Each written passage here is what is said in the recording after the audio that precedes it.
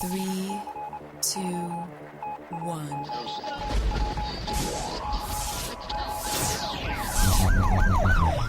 We'd like to welcome you to another edition of GrokTALK, brought to you by New Hampshire's leading conservative blog site, GrokTALK.com. We are your feared extremist, right-wing, hard-charging, gun-toting, opinionated, outspoken, rabble-rousing, letter-writing, radio microphone stomping conservatives and rational libertarians. So get ready for more news and opinion you could only get from GrokTALK.com.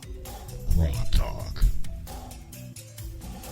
I was driving in today, and I was thinking about how the Democrats were freaking out about the budget not growing enough and how they like to tax everybody. And before anybody talks, I'm going to turn their microphones on. You're already on, so you're on the same patch as me, so now I can't shut you off unless I go over here. Anyway, welcome to GrokTALK. We're trying some new things.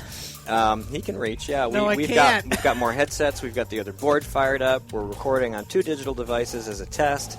The camera's a little bit higher. Welcome to GrokTALK. Today we have Susan Olsen with us. Hello.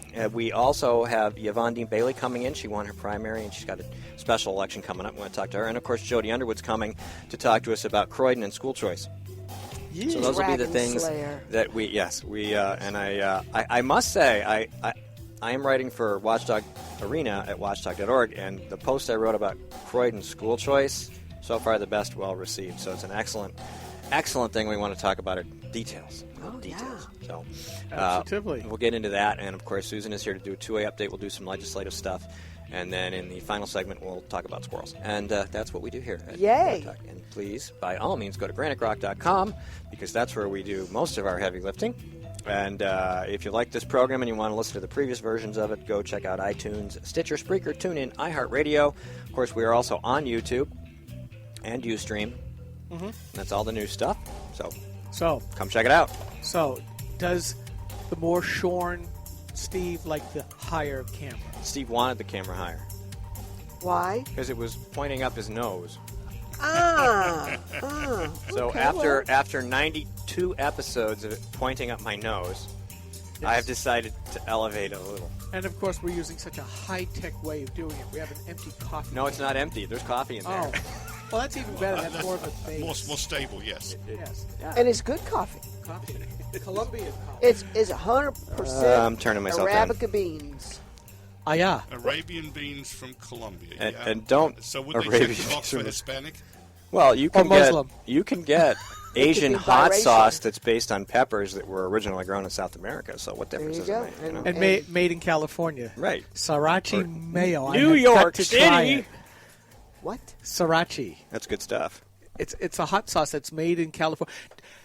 The factory where Sriracha hot sauce is made was started by an immigrant from Vietnam, and now the California Air something or other board wants to shut them down because the neighbors are complaining about the smells. That's air pollution. From the owner or from the process? From the process. So he threatened to move his company out of California and carb back down. I thought that was great. California Air Resources Board, which sounds a lot like resources. That's what it could the carburetor that you have in your car or had, or carb as in carbon. It also sounds a lot like Portsmouth's Blue Ribbon Committee on Sustainable Practices. and it's all of the above anyway. They're all the same progressives. Now, they allowed Uber, right? They are still debating that, the method they are. thought that was what is the problem? The interesting what is thing. the problem with Uber? For There God's isn't. sake? What would be interesting Taxis and medallions. Well, the and money. taxi service hates it, but the actual board that is responsible for managing that has announced that they were in favor of bringing Uber in, and that they thought if we did this, we would be changing the process. There would no longer be a medallion system, and this board would no longer need to exist. How often does that happen anywhere, let alone in Portsmouth? So it was really big news. I did write about it on granitegrok.com. I think a post or two. But yeah, there's still a little debate. You know, the taxi people are still pissed because their monopoly has been, their cartel has been taxi cartel has been invaded and disrupted, and they're going to have to compete. Oh, my God. With the free market. And I terrible. can understand why some of them would be, because I'm not sure what the going price is in Portsmouth, but you go to Boston or New York, or New York, a medallion, which is the little doohickey. Isn't it like $1 million or something? It was. It is no longer. It's $1 million for this medallion. The medallion allows you to legally operate a taxi cab, and these things aren't cheap, as we just said. $1 million. Yeah, just to be able to drive a taxi cab, and so you got to wonder how much Uber, money they make if it's worth $1 million. Well, the actual drivers, not much. Now the taxi owners, lots. But now with Uber, I saw some reports that cut that medallion value in half. Now imagine that you just spent $1 million for one of these medallions, and next week it's worth half that. I can see why. Talk about being underwater. Well, you made a bad investment. Yeah. Well, again, but think about it. Think about all the capital that you'll be freeing up that's not being wasted on medallions that you can use in other parts of the economy. Oh, no, that medallion price, the person who bought the medallion, it's like having bought an expensive house at the top of the last Your medallion bubble. is underwater. Yeah. Wow. It is underwater. I mean, that's not just being able to use that capital somewhere else. That capital is gone, just like the stock market when it crashes. All right, so don't forget, check us out, Facebook, Twitter, Granite Rock. Uber. And use Uber. Yes. We support free market principles, and technology. we also support the Second Amendment, which is why And Ms. I have used Susan Uber is in here. New York, and it works better than the cabs. Yes. It costs only fractionally more unless it's... Well, we went to Unless CPAC. Everybody was talking about taking an Uber if they couldn't get the bus. Yeah, so. we'll Uber it. It's joined the language as a verb. Oh, my. And it works. And what's interesting is they have congestion pricing. Mm-hmm. So, of course, the Liberals complain they're going to be ripped off. They also have volume pricing. If it's 2.5x the standard rate. The difference is during peak periods you can stand on the corner in the pouring rain and never get a yellow cab because they're either all off duty or all too busy. But with Uber, you just simply pay the going rate for congestion. Oh, yeah, I'm sorry. It's a demand thing. If there's a lot, really, really heavy demand, there's an extra charge. Yeah, Price gouging. You do actually get a break if you share the ride. I was wondering if somebody was going to expand this to like local package delivery, because it's basically the same concept. You're just delivering material instead of people. Well, FedEx kind of does that. And, Well, yeah, and they but try to make the drivers. When you use individual FedEx, you have to have an entrepreneurs. account and everything. What if you could just, have an app and say, hey, I need to deliver this box from here down the street and I can't leave, and you just send in a message and somebody comes and picks it up and you pay a flat rate to have them move it for you. That's covered already. It's called TaskRabbit. Now, I'm not sure how it is out here, but in the major cities, it's a company where individuals say, all right, it's a marketplace. I'm willing to do your errands for X amount of dollars. And it's working very well. You can hire people. Basically, it's a bunch of independent contractors. It's sort of like a taxi dispatch. Requests come in, people bid on the job, and then you hire them. And it's TaskRabbit. It's more popular in the big cities because there's a lot more. What, like Manchester? No, more like big Boston. cities. Oh. Yeah, Well, Manchester's a cozy little burg. no, I think my high school had more graduating seniors. but it's possible. So that works too. And again, it's a decentralization. Everything's going to centralization except for government. Yeah, wouldn't that be nice? Well, we saw that with Obama. I mean, things were. One of the sites I go to is part of the Gawker empire, but Infinitely Wild, I think it is. And the top post right now is the Republicans want to sell the national forest. No, they don't want to sell them. They want to give them to the states. But you should watch the comments. Read some of that. Oh, Good yeah. Lord. Yeah, it is. Holy The cow. people who actually live there and elect the local representatives can't possibly manage their own forest. You got to do it from Washington, D.C., which is 5.5 hours away.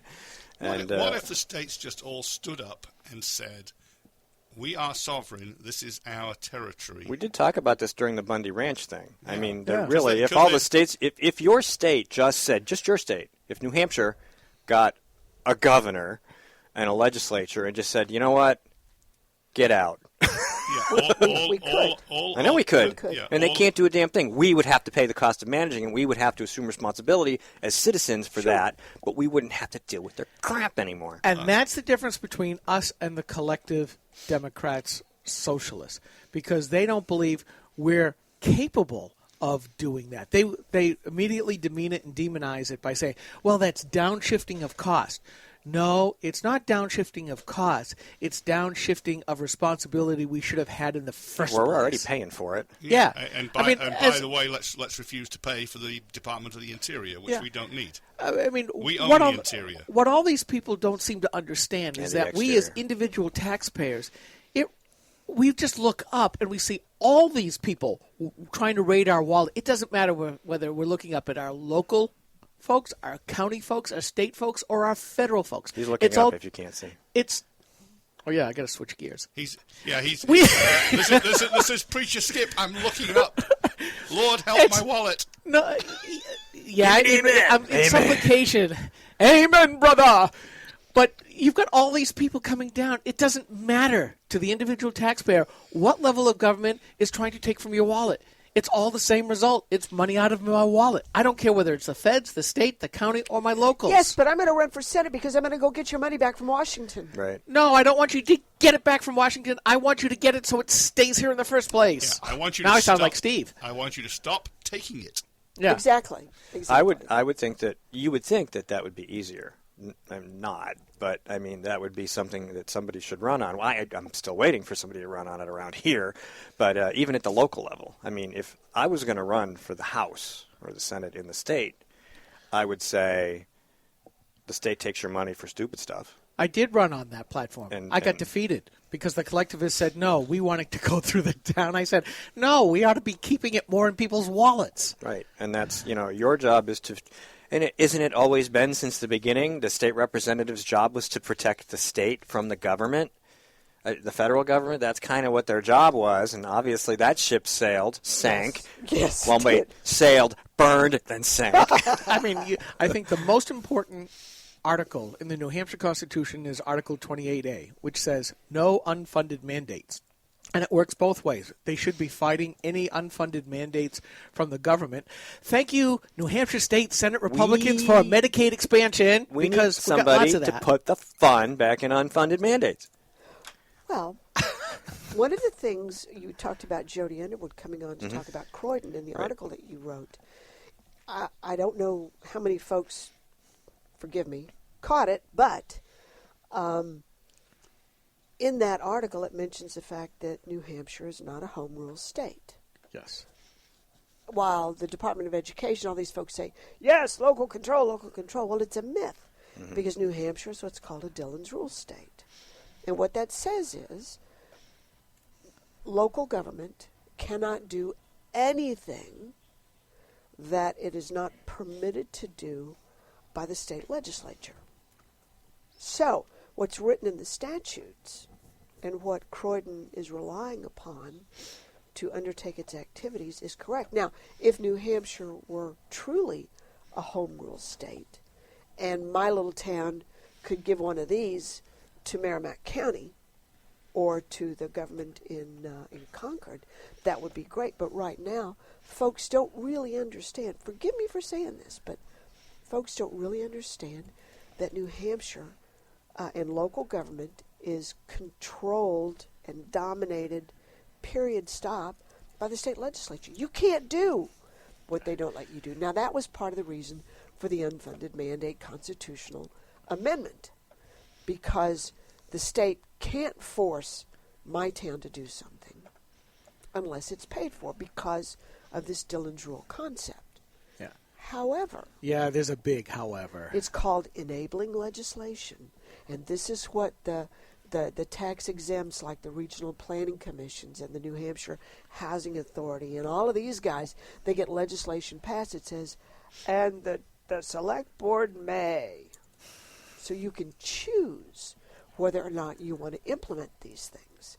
And if you choose to do it, then you must pay for it. So they force it that way. And it's really it's actually a pretty sneaky, cool idea. Because if I were a looter and a pillager, this is precisely the government I would have set up. Well, the other thing is, too, though, while I was on the Budget Committee, I actually asked our town administrator and the representative to the Budget Committee from the Select Board and the representative from the School Board I read that that article. I said, how many things are we paying for that are mandated by law, state, county, or local, or federal, that we are having to pay for because you guys can't say no?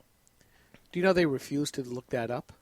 I bet. We're going to take 60 seconds. We'll continue this, hopefully get to 2A, because that's what we said we were going to talk about right after the break. Well, there's a reason. Hi, this is Rich Gerard, host of Gerard at Large in the Morning, the Manchester area's only locally owned, locally operated, focused, and interested, riveting radio show, heard live every Monday through Friday from 6 to 9 on 90.7 FM WLMW, New Hampshire Family Radio, and available 24/7 live or archived at GerardAtLarge.com. Be sure to tune in. This is a coalition of New Hampshire taxpayers. We're located at 8 North Main in Concord, New Hampshire. This is a repository for all things conservative and municipal. So if you have a problem in your town, your school, your budget committee, the right to know law, and now, at the top of our list is voter fraud. You have a tip for us, some information for us, you want to join or help us out, cnht.org.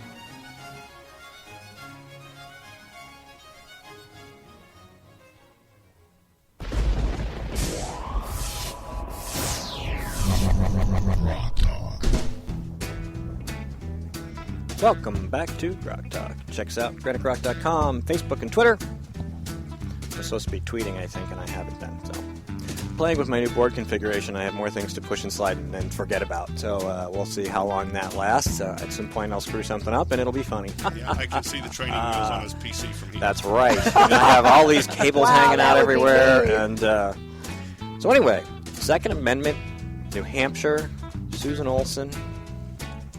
They call me Ma Barker. Ma Barker. That's right. Which I kind of like, actually. But It fits. it does. It does. It's more like Susie Oakley than Ma Barker. Now technical segue here. While the camera on the coffee can works for Steve, it doesn't work so well for Well, Ms. you Barker can here. tilt it down for Ma Barker, right? Yeah, he's So do the- I need a phone book or something? Actually, We got to sit Susan on a phone book. A couple of RSA books. A couple of Don't RSAs. slouch. Don't slouch. I'm not slouching. I'm How not. about the budget? Was that big enough? How about the budget? Obamacare, that's about 6 inches worth. So let's talk about guns. Let's talk about guns. Yes, this past Thursday in the House, in the Criminal Justice and Public Safety Committee, it wasn't on the calendar, but Senate Bill 116, which is nicknamed constitutional carry, which is a terrible name for it because it truly is simply a restoration of rights. Mm-hmm. The chair... What could you call it? What Vermont's been doing for years, Bill? Is that... Well, you could. You certainly could. The chair, they went through the hearing of their first bill rather quickly, and they had time between the second bill that was scheduled. And he says, well, let's go ahead and exec bills in the committee. And the first one up was Senate Bill 116, which is came out of the Senate, prime sponsor Jeb Bradley. And the bill restores the rights of all New Hampshire citizens to those that they had prior to 1923. And you were talking earlier about, I forget what, because I get lost easily these days. In New York City, a very corrupt state senator named Timothy Sullivan,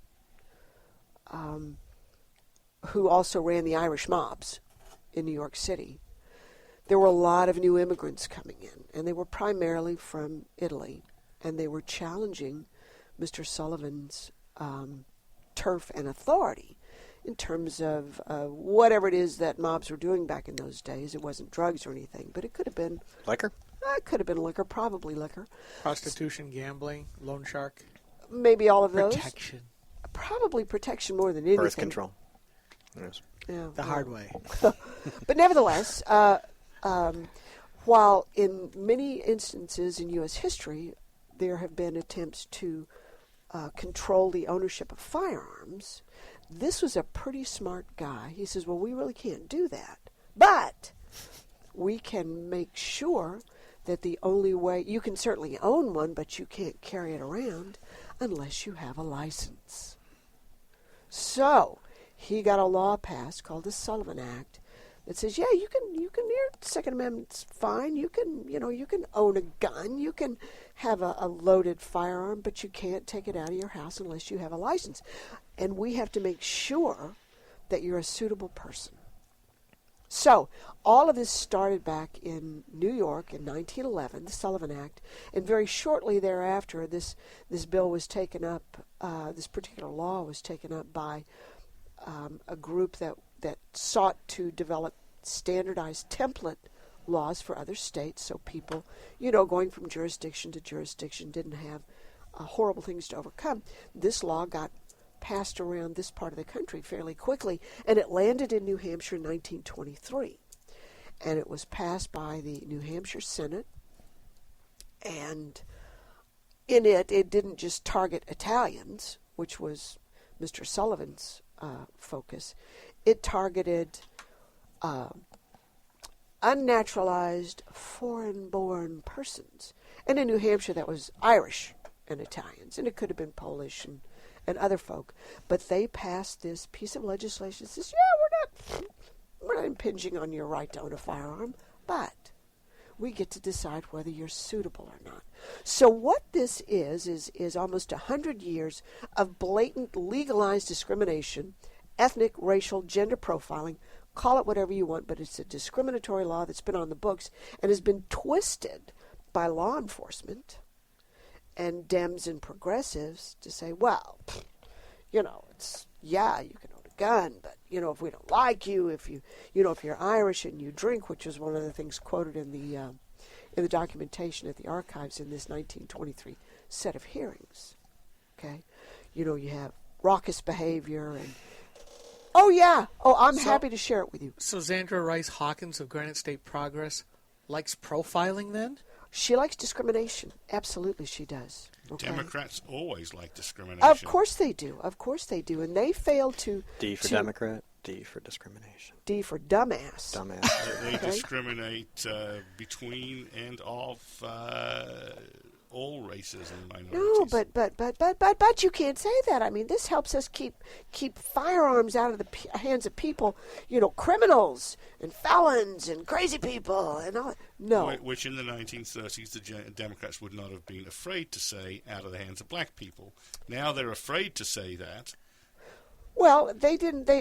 Black people were already discriminated against, but this was as it said in the headline in the New York Times, the day before the bill was to come into force, that lowbrows were running around buying as many firearms as they could before it became illegal. Not to purchase, not to own, but to carry. So that has followed through, and all of these knuckleheads and this lying chief of police says, no, this keeps firearms out of the hands of bad people, and we need to be able to see who has a gun, and we need to keep police safe, and it's public safety issues. They keep lists? Mm-hmm. They do, and oh my goodness, it was just like Christmas this week. Yes, it was. Oh. How much fun am I having? Who were keeping lists? Not were. Are. Local? Are. Against the law. Against illegally. The law. Yes. We don't need no stinking federal laws. We don't need no stinking state laws because we like the ones we like and we don't like the ones that benefit you. So the chiefs of police, and interestingly enough, the last time the guy showed up, he was not in his little chief uniform. Oh, he took it off. He was in he didn't in the hearing. It was nice of him to have heard the message. He was in civies. Okay. So and these person's guys, name is Andrew Shagoury, Shagoury, chief of Tufton Borough. Okay, I have a picture if you'd like one. It's pronounced sugary. I don't know what it's called, but shenanigans.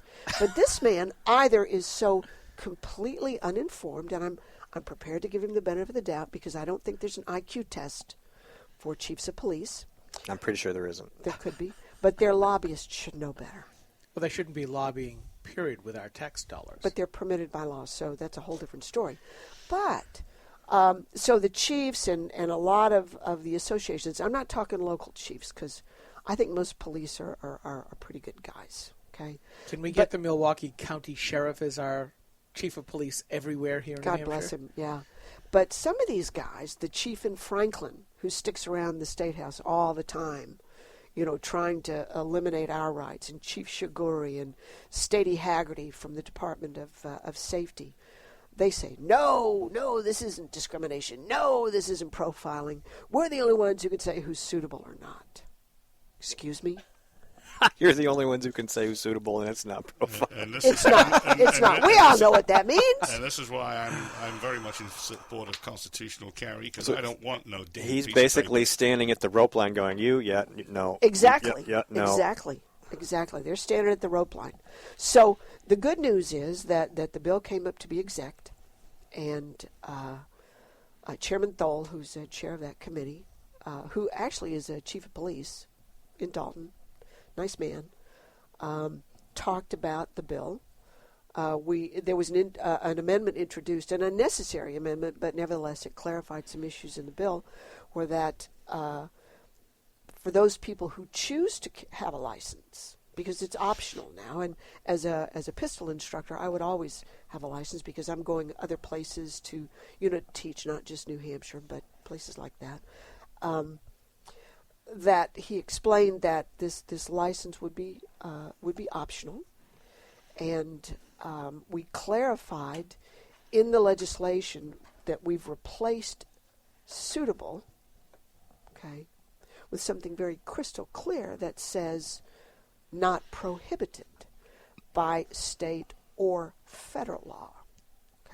And the federal law is very clear on people who are federally prohibited from owning and possessing a firearm. We got a minute. Okay. Well, I'm going to go on after the break. But in any event, what you'll find out is that members of that committee still hate us and still think they're smarter than we are. So we can talk It's the progressive way. They do think that, yes. It is. And it's a former chair, too. Yeah.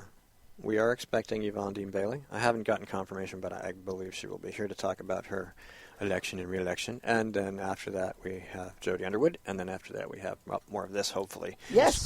More squirrels. And more whatever else we can squirrels. squeeze in. And what are you pointing at now? The camera's way over there. Because I can't, until I put you on camera, I can't see where it's aiming. I'll have to put a little front flag, sight. A front sight. You need a sight on there, yeah. Yeah. Hi. Well, a Rat Patrol flag. It's pointing down, though, now, looks like. No, you're fine. I'm good, okay. You're That's good. all right. You don't have any cleavage to worry about. I don't. I really don't. I never have. Anyway, we're going to take a break. It's pointing down.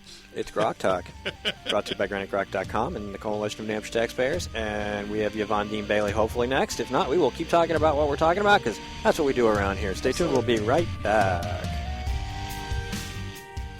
Senator Jean Shaheen said, if you like your current health plan, you can keep it. That's not true, Senator. 22,000 New Hampshire citizens have been kicked off their insurance plans. Hospitals in Rochester, Concord, and Portsmouth, they aren't allowed to provide care under the exchange. Senator, you were wrong in your comments. You should apologize for your misleading remarks. I'm calling Senator Shaheen at 750-3004 and telling her I want my doctor back. You should too. Paid for by SaberPac.org, not authorized by any candidate or candidate committee. We are struggling.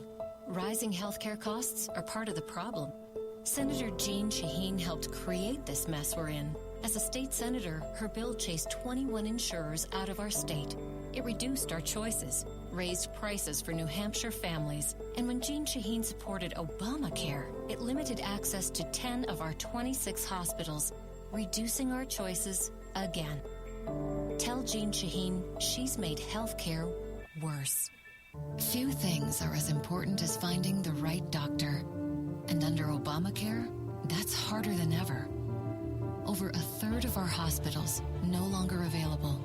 Our doctors no longer covered. Fewer choices, longer drives. No state has been harder hit than us. And even after watching it impact New Hampshire, Congresswoman Ann Custer still supports it. Call Ann Custer. Tell her Obamacare isn't working for New Hampshire. This is the Coalition of New Hampshire Taxpayers. We're located at 8 North Main in Concord, New Hampshire. This is the repository for all things conservative and municipal. So if you have a problem in your town, your school, your budget committee, the right to know law, and now at the top of our list is voter fraud. You have a tip for us, some information for us, you want to join or help us out, cnht.org.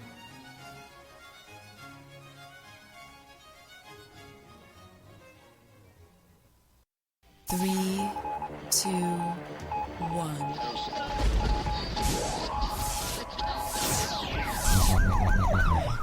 We'd like to welcome you to another edition of GrokTALK, brought to you by New Hampshire's leading conservative blog site, GraniteGrok.com. We are your feared extremist, right-wing, hard-charging, gun-toting, opinionated, outspoken, rabble-rousing, letter-writing, radio microphone stomping conservatives and rational libertarians. So get ready for more news and opinion you could only get from GraniteGrok.com.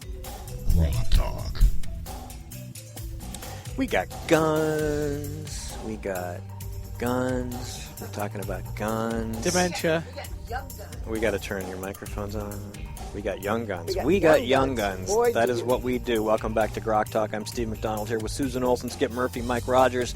Our next guest, Yvonne Dean-Bailey, is on the phone, and we're going to bring her in right now. Yvonne, congratulations, by the way, on your little win there in your primary. Thank you, guys. I appreciate it. I'm dramatically dropping my music volume too soon. It doesn't fade as nice. It sounds worse. Anyway, I'd rather talk to you. I have to work this out because we have more microphone sliders going on here, and I have to...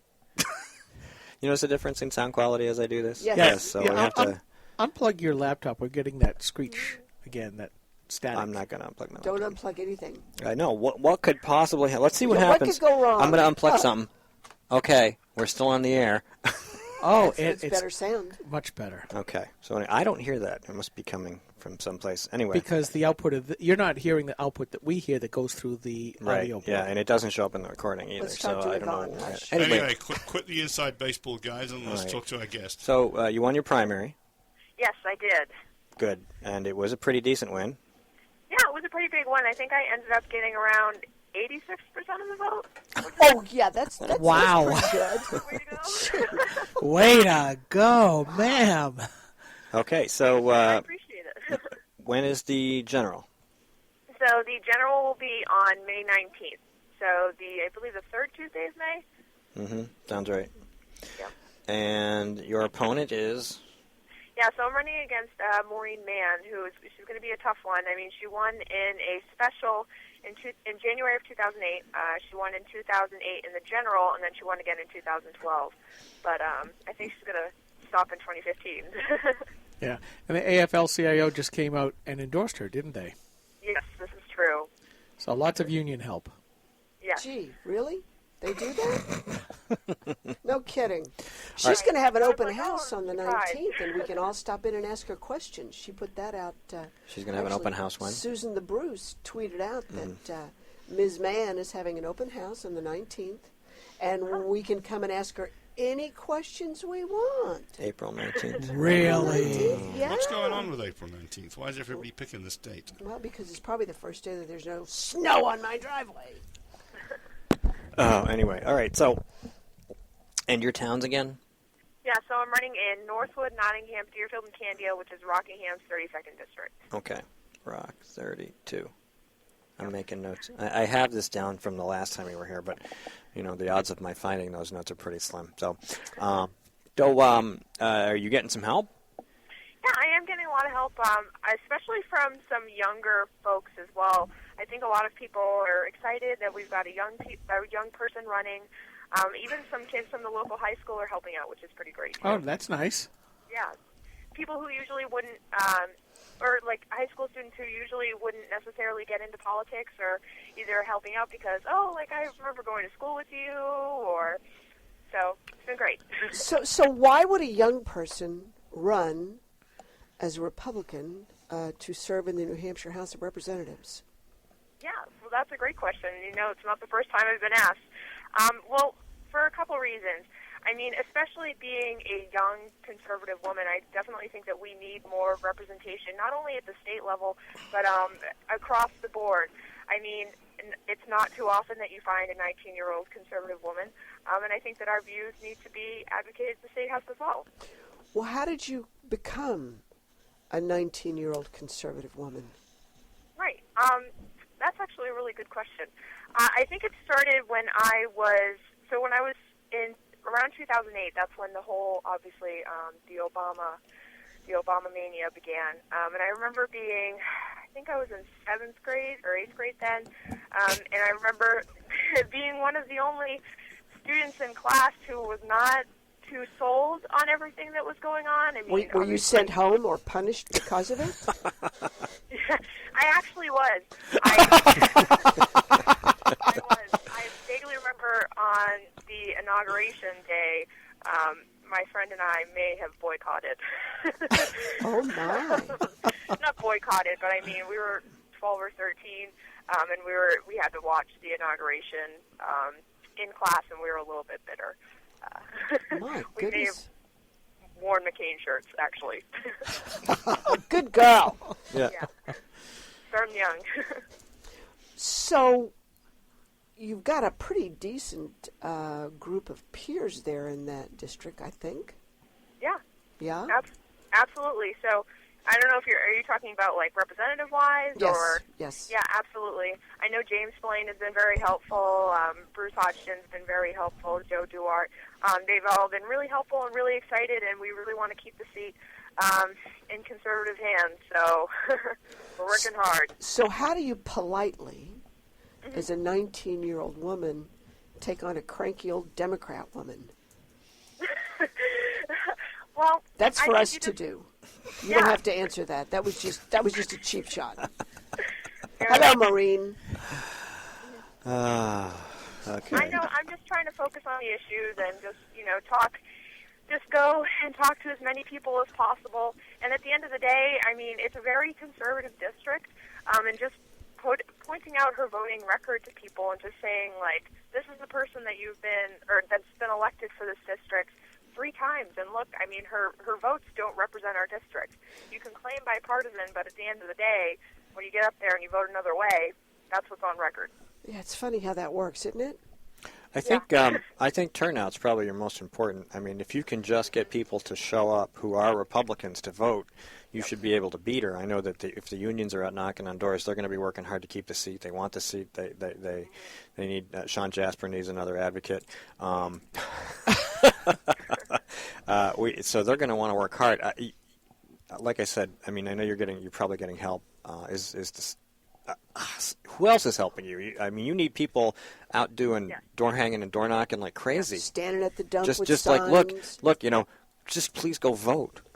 Yeah, exactly. And I do need more help. So if there's anybody that's willing to come knock doors, make phone calls, I could use the help. I mean, I've got a couple friends that are helping me, either from high school or from when I worked for Marilyn Garcia, that are willing to help knock doors and make phone calls, because at the end of the day, it's a huge turnout. That's what it is. It's all about turnout. And she consistently runs for that seat. So Democrats in the area know, okay, well, today's the day I vote for Maureen. But because the Republican seat switch hands so many times, it's like starting fresh every single election. What is your PVI there? I think PVI being voter index. Yeah. What are you a plus 1, 2? It's around plus 5. So Candia's, I think, is plus 9. Deerfield's around plus 6, and then Northwood and Nottingham float around plus 3, plus 2. Okay. Yeah, So again, it's a turnout issue. It is turnout. It is always turnout. I mean, especially when you're talking special elections or town elections, where you get a fraction of the normal turnout for a large election. So yeah, alternate. Right. Is Kevin McHugh helping you out? Yes, absolutely. He's sending me door knockers and phone calls and sign waivers, which is exactly what I need. Because at the end of the day, I know I'm trying to see if I can get some big signs just to say May 19th, because high turnout doesn't favor her, it favors me, which is unique for Democrat, like a Republican-Democrat mix there. So just getting people to know that there is an election on May 19th is going to really hopefully bump up the vote count. Well, Yvonne, there's probably some big old 4x8s hanging around from this past November that are blank on one side. That's what I'm looking for. You know, well, anyone? I just might. I just might. So Susan knows some folks. So we'll stay in touch because those are always a great tool. And sometimes, believe it or not, those more informal signs are more compelling than the big, flashy professional ones. Right. And it's all, expensive. What's that? And a lot less expensive. No kidding. Well, you know what? Let me volunteer to work on that for you. Do you have sign locations that might be available to you? Yes, absolutely. Great. Especially for the bigger signs too. Oh, goody. Well, we'll right, team up on that. The neat thing you could do is take a one-sided 4x8, fold it in half, so we get two white sides, paint on it, and stick it up. Absolutely. Yep. That's what we did because I had 2 4x8s on one side at my house, actually, and for the actual election day, they changed the polling location in Candia and Northwood, so we made vote at town hall signs. Now we just need May 19th signs. Well, just so you know, Yvonne, I just sent you and Susan an email saying Yvonne's email meets Susan's email, so now you are connected via We're email mates. Your email mates. Cool. So you can work that out together. Cool. And get that. So that's good. Yes, absolutely signs. Anybody who's listening to this program, and I will try to put this segment up again this week. We'll put up some links and make sure that people know to go out and activate themselves and get involved and reach out to you. Now, are you getting help from the state party? Yes, they've been very helpful, Good. especially since, well, I'm one of 2 shows in town. It's just me and the other special election with Dennis Green happening over in Hampstead and Kingston, I believe. So they're working hard to try and keep this seat in the hands of the GOP, I guess. Great. Well, take advantage of that help. You've got your good voter lists and your call lists and all of that. Yep. Good stuff. Cool. Well, I'm excited. Yvonne's not a novice to this. She's kind of been an intern for Kelly Ayotte and some other folks. She's been in the political sphere. She has a little experience dealing with the political environment and campaigns in general, so she's familiar with some of that. And she gave Obama a big raspberry in what, 7th grade, did you say? I think it was 7th or 8th grade, yeah. Good start. And from the campaigns you've worked on, you've learned what to do and maybe what not to do in the case of some of them. Exactly, and I think that's what really helped me in the primary, too, is because, I was a field staffer for Marilyn Garcia as well as Charlie Baker, so I know just talk to people. You had to be a field staffer for Charlie Baker, so you were down in the motherland for the Democrats. That's a tough place to cut your teeth. Good skill set, though. Oh yeah, absolutely. Absolutely, and I think on the actual election day, I thought what was the most helpful was I just called through every single one of my IDs and I begged them to vote. I was like, I just really, really, really need your help today. If you can spare me 5 minutes and just go to the town hall, check off a box, I won't bother you for about another month. So what's your first piece of legislation that you would introduce in the next session? That's a good question. I have one for you in case you need one. Sure, I would love to talk to you about that. I'm not 100% sure yet. I'm talking to people just in the district, and I think that's going to be... I'm focused on winning first, I guess. Well, you can introduce legislation that would force state employees to follow the same rules as other paid lobbyists are forced to follow. Oh, yeah, because like I think it would be interesting to know how many bills are filed at the request of state agencies every year. Yeah. Because, absolutely. you're sitting in a hearing and you hear somebody say, well, this was filed at the request of the department. What the hell is the department doing filing legislation that benefits itself? Yeah. And you see these guys hanging around that all they do, they're getting paid by DES, particularly the Water Division, and all they do is hang around the State House. So that's the first thing. That's one thing that needs to stop is the incestuous relationship between state agencies and the legislature. I agree with you. Cool. All right, Yvonne, we're going to take a quick 60-second break. We'll be right back. Stay on line. Hi, this is Rich Gerard, host of Gerard at Large in the Morning, the Manchester area's only locally owned, locally operated, focused, and interested, riveting radio show, heard live every Monday through Friday from 6 to 9 on 90.7 FM WLMW, New Hampshire Family Radio, and available 24/7 live or archived at GerardAtLarge.com. Be sure to tune in. This is the Coalition of New Hampshire Taxpayers. We're located at 8 North Main in Concord, New Hampshire. This is the repository for all things conservative and municipal. So if you have a problem in your town, your school, your budget committee, the right to know law, and now at the top of our list is voter fraud. You have a tip for us, some information for us, you want to join or help us out, cnht.org.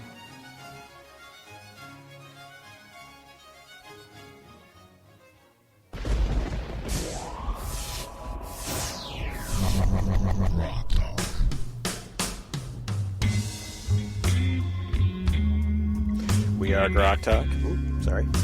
We are GrokTALK. We are. It's getting crowded in here, too. And we have Mr. Murphy. We have Mr. Rogers. Jody Underwood's here. Ian Underwood's here. Susan Olsen and myself. And we have Yvonne Dean-Bailey on the phone, who is running in Rockingham 32 as a general election on May 19th. That's Tuesday, May 19th. And you people in Rockingham 32, you Republicans, you need to get off your tuckuses and get your butt to the polls and elect this young lady. So, this is our second segment with her, so she's got plenty of information you can listen to on our program. So what's next? You've been doing a great job interviewing. I don't want to interrupt you. Well, hang on. Why don't I turn your microphone on so you can continue to speak? Yvonne, I understand you may be coming to see the Women's Defense League tomorrow. Is that correct? Yes, this is correct. Excellent. Absolutely. Well, I'm very excited. On the, is it the first or second Sunday? I don't even know anymore. The Women's Defense League holds an event down at Wilson Hill Pistol Club, which is a small indoor range just as you get into Manchester. And what we do is we run a bit of a safety course for women who are either new to shooting or interested in shooting or just want to hang out with cool people.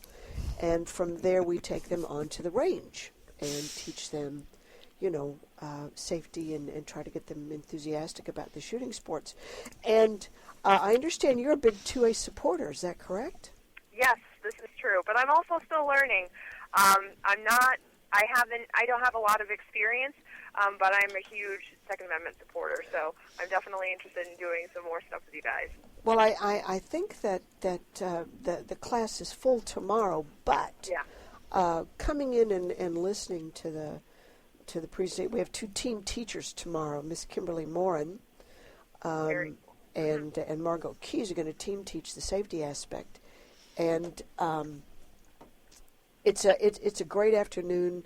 It's a lot of camaraderie, but most importantly is we seek to empower women. And I'm sure you're following Senate Bill 116 that would eliminate the pistol license. Well, we have made it very clear that we believe that this is really a women's rights issue.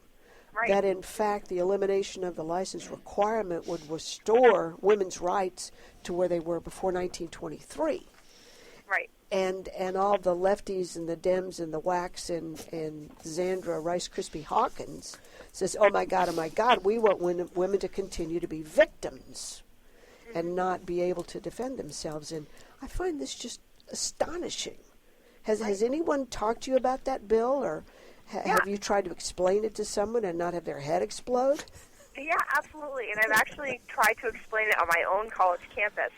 Oh my God! They didn't expel you for that? Well, I actually have a history professor who aligns more towards the Bernie Sanders side of things, and he heard that I was running for state rep, and we started chatting, and I started talking to him about SB 116, and he wasn't too pleased. But I explained to him that it is. Well, I do add to the point that it is a women's right issue, especially being a young woman on a college campus. I mean, I've felt threatened before, and it happens, like, women are assaulted at college campuses across the country, and I think that we should have the right to defend ourselves. Oh, now that's just heresy.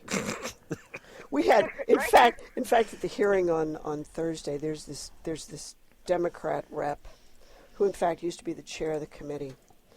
Name names. Laura Pantaloons. I'm sorry, Pantalakis. Sorry, I always get that confused. This is the one who said, I don't care about protecting anybody's liberties? That is correct. Yeah, that is correct. You know, Susan, you're better at mangling names than I am, and I mangle them pretty good. Yeah, well, you know, I used to be blonde, Mikey. What can I say? No. It's just deliberate, I'm sure. So, Ms. Pantaloons, See? in the executive session discussion on the bill, says, well, now, can you show me the law that says you can't carry it on campus? Howard, what's with the concealed carry bill, Howard? Exactly. This is the woman that was the chair of criminal justice. And either she doesn't do her homework or the stockings she's rolled up at the knee are cutting off the blood supply to her head. And she carries a firearm in her purse, by the way. No, she refused a chocolate pistol. She did. Would you believe it? We made chocolate pistols for the whole committee That's during interesting, because House somebody Bill told me she 582. packs. Honey, I don't know what she's packing, but it ain't a gun. Okay. Okay. Dark chocolate? Maybe it's a tumor. Dark something. But this woman was going, oh my God, so people on campus are going to be allowed to care. She doesn't understand that private businesses and private universities and establishments can do as they wish. Now, I disagree with that. I think young women and any young person ought to be able to defend themselves. But when you read about the crazies and they say, oh my God, one out of every 4 girls is raped on a campus, why would you not want them carrying a gun? Come on. Right. Because it's the propagation of the victim status. It's the church of perpetual victimhood. Oh, it's more than victim stuff, though, right? Because they say if a woman carries a gun, she can be overpowered and the gun can be taken away and used against her. That's one of the arguments you hear. Bring it. Try it. So the point. So what's their point? She was about to get overpowered and abused anyway, and if she's quick enough to the draw, the bad guy loses. But you're using reason. I mean, come on. But the feminists you just teach the women the same thing you teach everybody else, which is the only way somebody should kill you with your gun is if they beat you to death with it because there's no ammunition in it. Left, yes. But I'm actually writing a story about this for Campus Reform right now. About at Emmanuel College in Boston, they had a sort of a campaign by anti-gun activists, and what they did was they took children's T-shirts and they put red paint on them, and they hung them up all over campus to say, like the children of Sandy Hook that have passed away. But it's interesting because Emmanuel College in 2007 actually fired one of their professors after he was talking about one of the school shootings. And he told his students essentially that if you are on a campus and there is a campus shooting, the best way to end a campus shooting is by being armed to defend yourself. And he was actually fired. Huh. Now, Emmanuel is a Jesuit school, correct? Correct. And this is the same school that has refused to play Gordon College, which is an evangelical college, because of Gordon's stand on gay marriage. Is that correct? Really? I didn't know that. Wow, interesting. I hadn't heard that. Yes, so you've got a Catholic school discriminating against a evangelical college that actually supports the Catholic theology. I love it. Oh, my goodness. They're more Catholic than the Catholics. This does not surprise me. But as a young woman on campus, you should be able to defend yourself. But, again, it's the school's right to say yes or no, and you have to respect that, okay? But I'm sorry that Miss Pantaloons doesn't seem to understand that. A nice cross of Pantalakis and liberal loon. I hadn't thought about the loon. I just have this picture of this, early or very late 19th century hooker in a pair of long lace pantaloons. I have the picture, actually. And it just... Our next guest is just going, oh, what have I got myself into? She sold her something or other to the Bloombergies. The Bloomers. Yeah. Bloomers and pantaloons. She there you go. sold her pantaloons to the Bloomberg. Yes. Pantaloonberg? Pantaloonberg. We got to come up with something. Yvonne, let me see if I can... Sorry, Yvonne. Let me see if I can we have steer a guest. this. We have a guest. Wait. I was going to see if I could steer this bring back. This back to focus? Yeah, bring back to focus. 3 minutes, so yeah, go ahead. We're oh, gosh. How do I recover this? Yes. So how would you, get the folks who believe that it is the state's responsibility, even though the Supreme Court has said it isn't. You got to cut that. Sorry. I Okay. hear something somewhere. Sorry, I just wanted to How see do where we people were. find you, Yvonne? How can they learn Yeah, more I'm about sorry. you? I'll go away. Yes, absolutely. Well, you can find me on Facebook. That's probably the easiest way, which is facebook.com/DeanBailey4NH. I also have a website, DeanBailey4NH.com. And then I also have a blog, which I have a lot of my letters to the editor, more policy side of things, which is Yvonne Dean-Bailey.tumblr.com. Excellent. And would you like to have your Campus Carry article cross-posted? Sure, I would love that. It's not up yet, but I will send it right over. She does write at Campus Reform. There is other stuff there by her if you want to go to Campus Reform and we can link it and take a look at that stuff. And people can go to your website and donate? Yes, which is DeanBailey4NH.com/donate. And it's Dean-Bailey, Bailey. Oh, no dash. No dash. No dash. Yeah. Okay. All right. Excellent. Outstanding. Fantastic. All right. Any closing remarks? Because we're down to about a minute and a half. I would just say that if anybody can spare a couple hours, whether to knock doors, make phone calls, or to donate, I would really appreciate the help. I'm running up against a tough Democrat, and we need to keep the seat. We need to keep the seat Republican. All right. Thank you so much for hanging out with us. Sorry about the tangents and stuff. We'll try to touch base with you again because it's a little while until May 19th. I mean, I know it'll come on us really quick. All of a sudden, you'll be like knocking doors and hanging door hangers and making phone calls, and all of a sudden, oh my God, it's here because it comes quick. Let's get those signs. But at least it'll be in May, which means it'll be nicer out. Well, hopefully, and you'll be able to get some turnout. Yep, that's the goal. All right. Well, thanks so much. You have a great weekend. Good luck. Thanks for having me, guys. All right. We'll see you.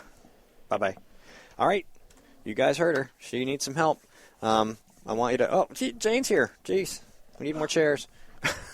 No? We need another headset. We need another headset. We have a spot. We got lots of spots. Yeah, you could donate to GraniteGrok.com and this program, and we can get another headset because we're doing pretty good. We do have to say thank you very much to Mr. C and Mr. Ewing for making the donations to get the 2 new headsets. We have another one on the way. Okay. I was hoping it was going to be here for today. It was not because the people I buy from in New York are Orthodox Jews, and they're celebrating Passover, so they're not sending anything out. You can buy, but they're not doing any work according to their religious beliefs. Now, there's another topic we need to get into. Well, we're not going to get into that topic just yet. We can save that for the last segment. Jody Underwood's here. We're going to talk about Croydon and school choice in the next segment. So please stay tuned. We got a whole room full of people and lots of conversation, and you don't want to miss any of it. We'll be right back.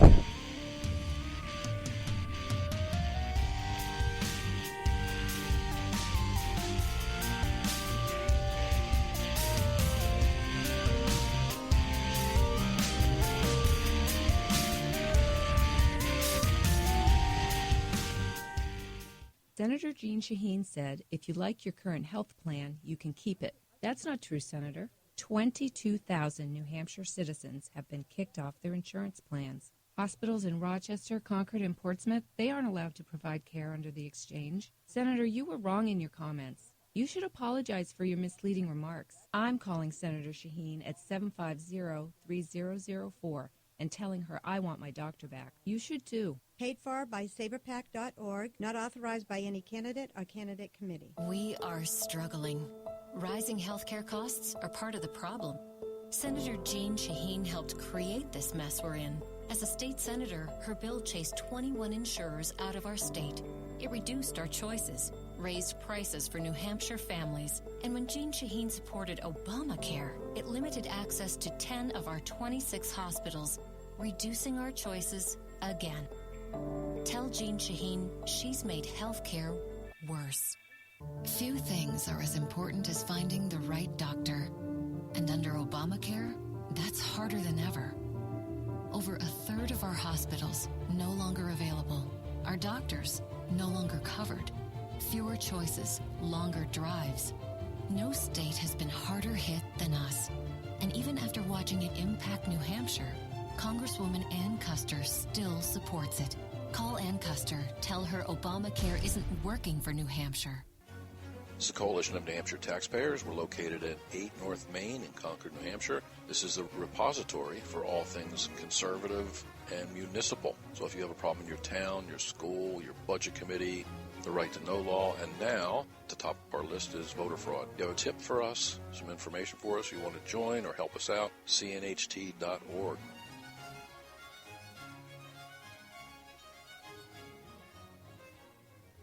Oh, feel the power. Oh, I could feel it. Now a moment of triumph approaches. It's GrokTALK. 3, 2, 1.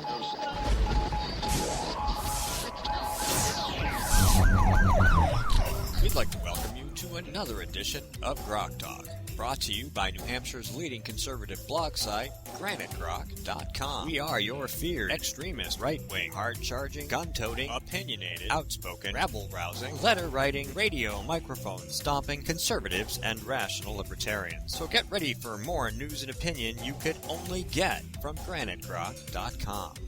GrokTALK.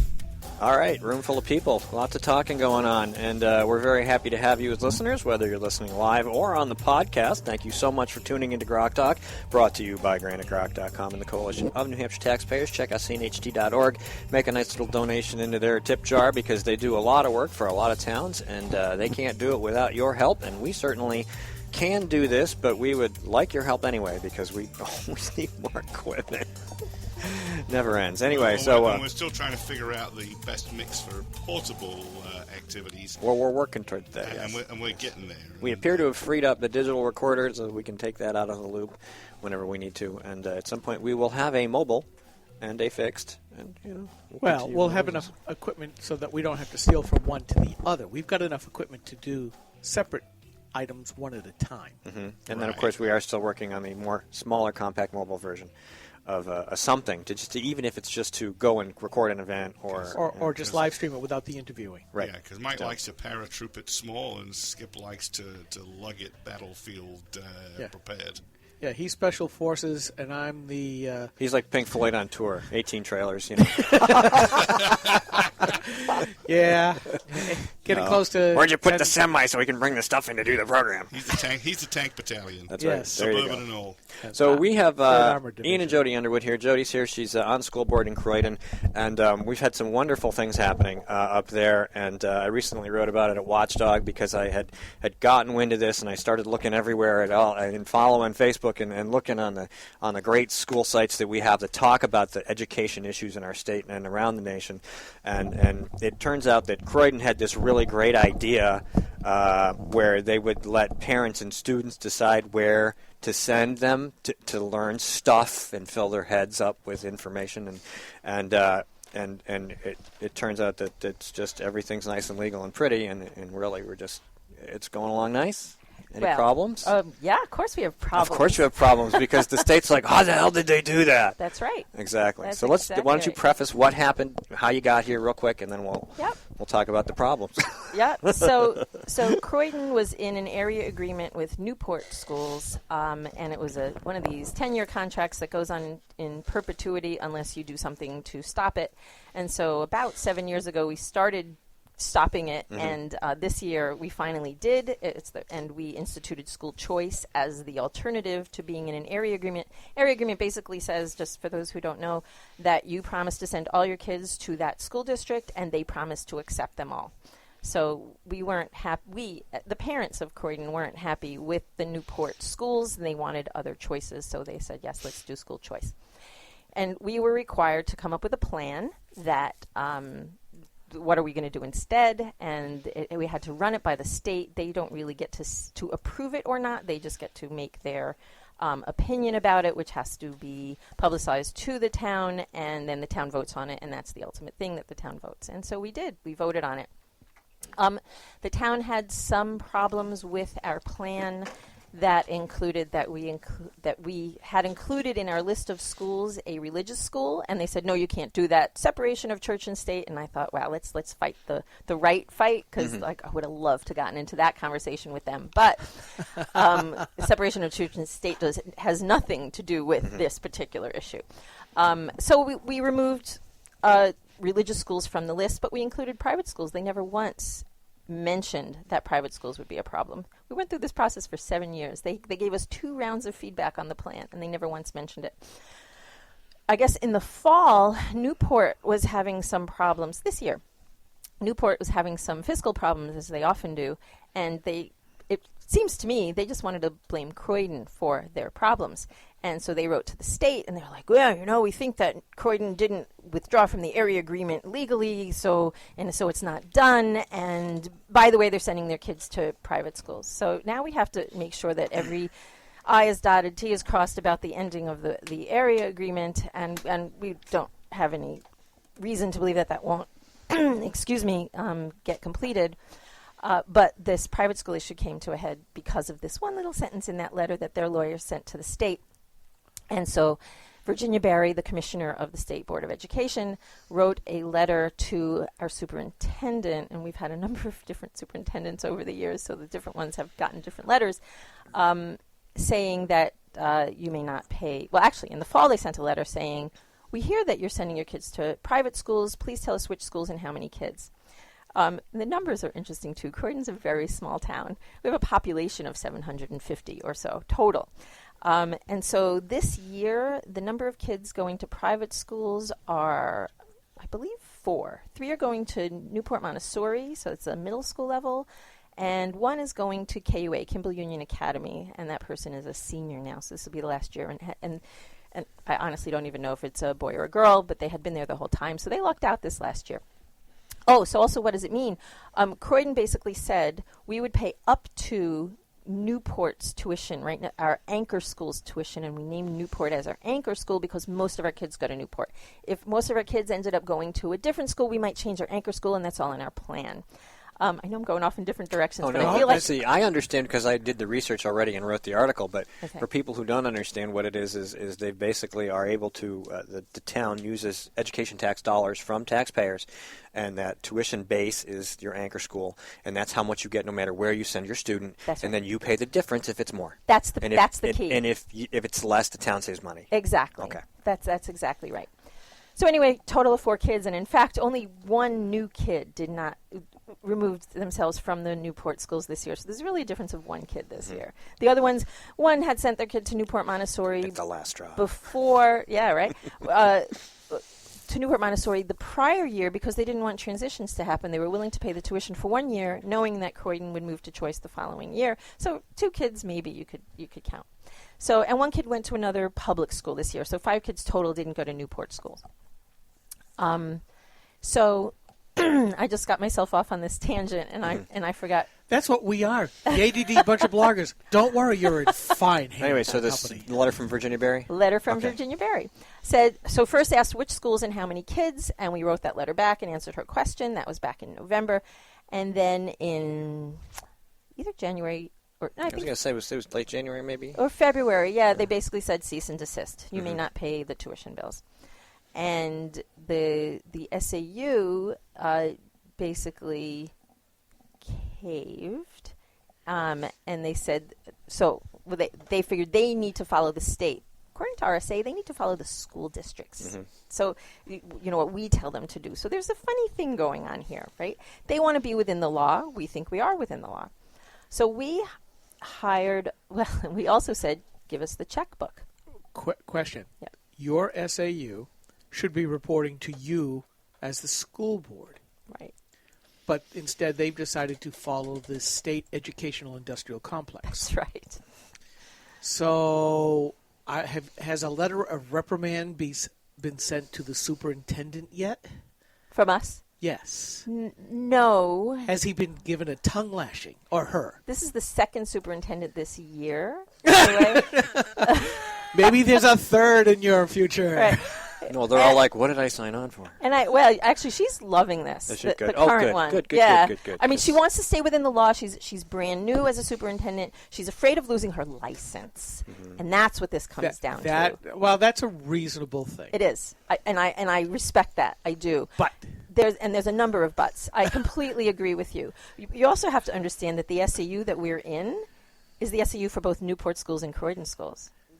They're sitting in a funny position, right? and Cindy Gallagher, our superintendent, she gets it, and she's trying not to take an opinion, but she's really trying to be within the law and not lose her license, et cetera, et cetera.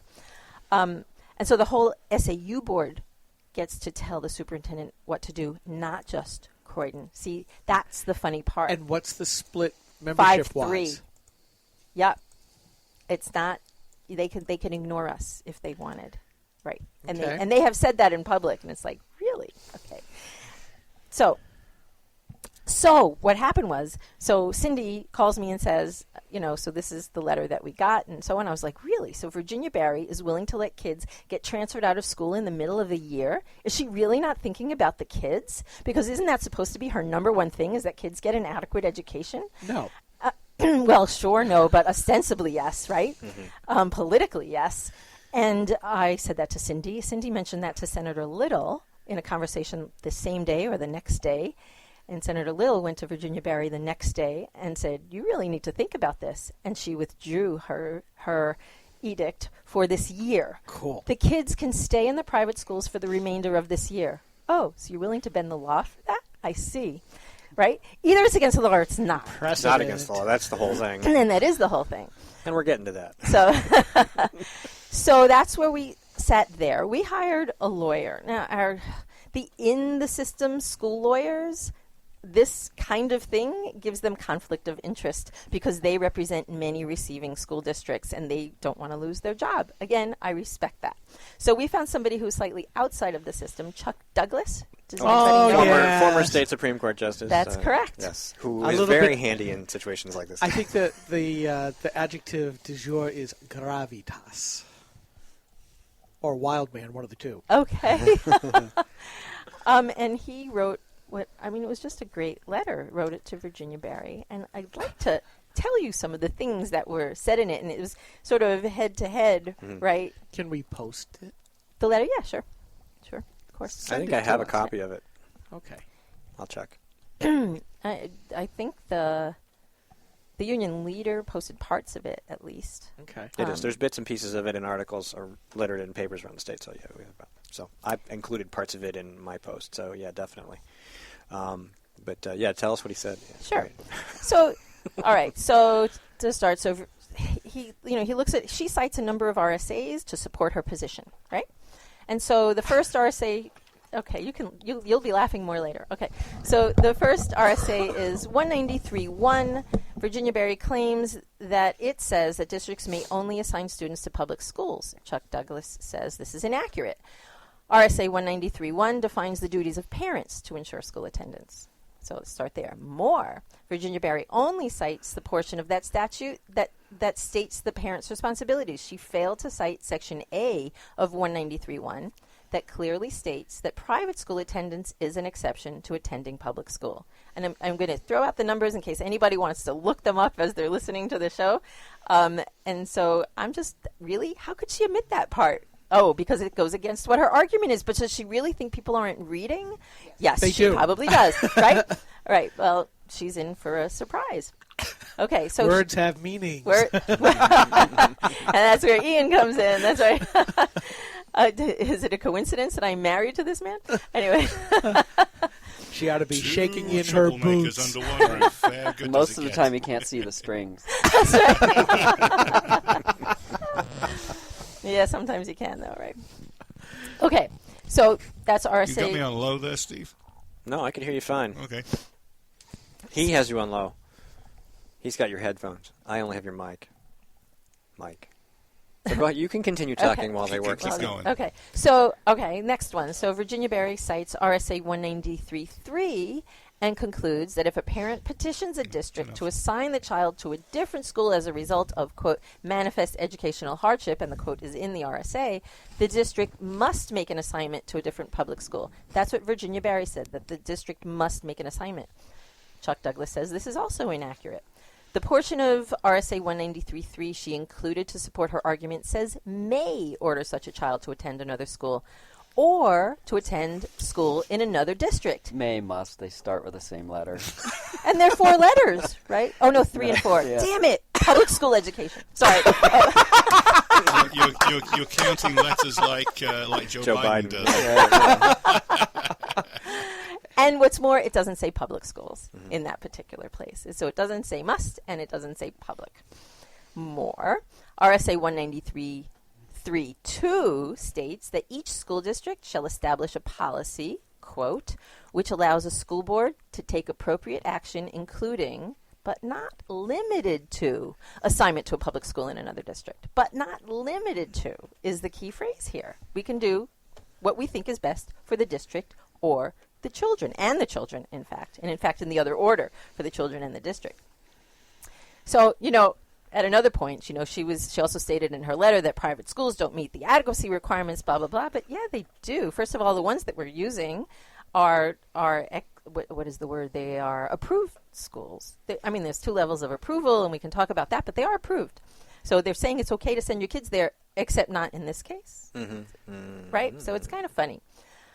Right. Plus, you want people to make the argument that Newport Public School is better than Montessori or Kimball Union. You do. That's right? a discussion you want to have. That is a discussion. Now, and also to be fair, so Newport Montessori only accepts certain kinds of kids, right? And if we don't, we're back to that discrimination part that we talked about first part of the show.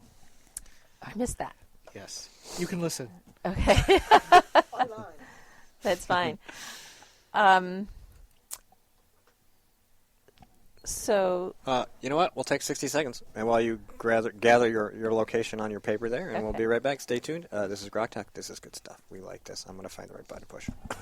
This is a coalition of New Hampshire taxpayers. We're located at 8 North Main in Concord, New Hampshire. This is a repository for all things conservative and municipal. So if you have a problem in your town, your school, your budget committee, the right to know law, and now at the top of our list is voter fraud. You have a tip for us, some information for us, you want to join or help us out, cnht.org.